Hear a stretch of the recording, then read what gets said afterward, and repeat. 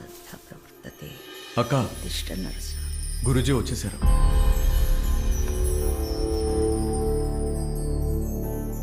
నమస్తే గురూజీ. నమస్కారం. రండి గురూజీ. మీ కాటన్ ఫ్యాక్టరీలో అగ్ని ప్రమాదం ఎలా జరిగింది? షార్ట్ సర్క్యూట్ అంటున్నారు. మొత్తం మిల్లు కాలిపోయింది గురూజీ.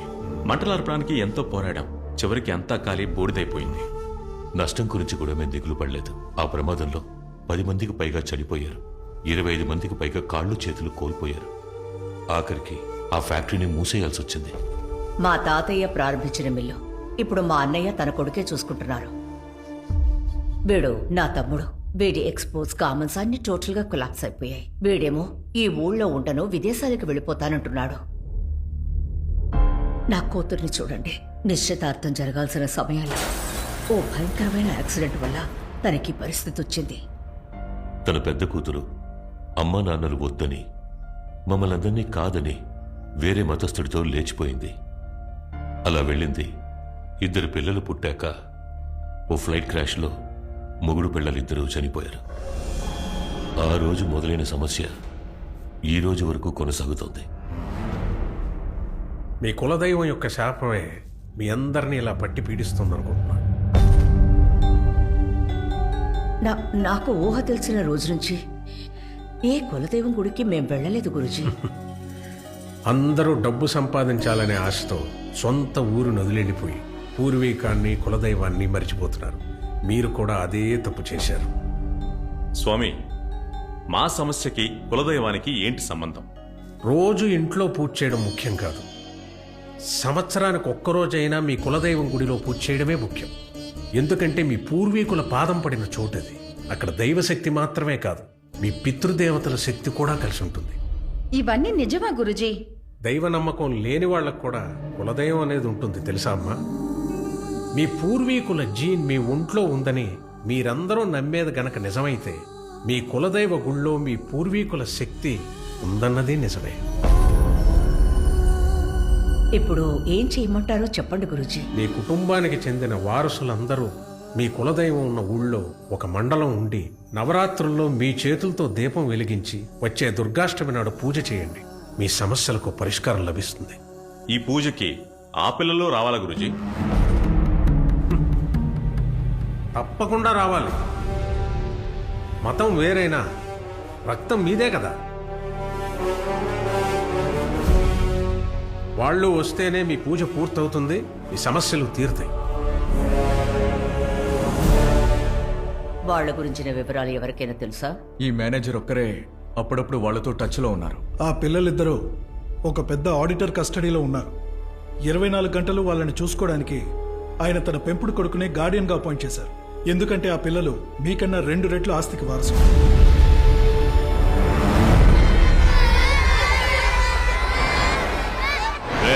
నువ్వివ్వబోయే తీర్పులోనే నీ మనవరాళ్ల ప్రాణాలు ఆధారపడున్నాయి. చట్టంలో ధర్మం, న్యాయం ఈ రెండిటి ముందు నాకేది ముఖ్యం కాదు. రేయ్, ఏంటి పోలీసులున్నారని ధైర్యంతో మాట్లాడుతున్నావా? ఏ పోటుగాడు ఈ చోటుని కనిపెట్టలేడు. దారుణంగా నీ పిల్లలతో పాటు ఈ బస్సులో ఉన్న 40 మంది పిల్లలు చావబోతున్నారు.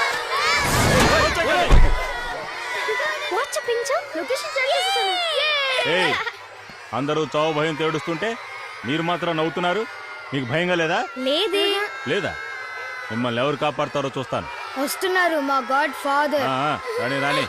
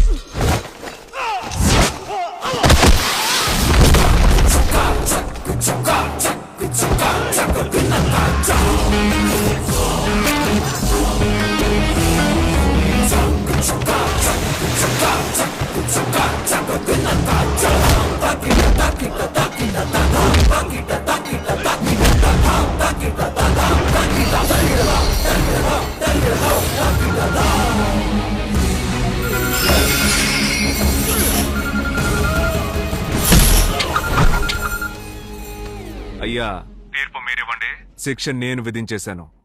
All children are safe. Thank you Mister Madan.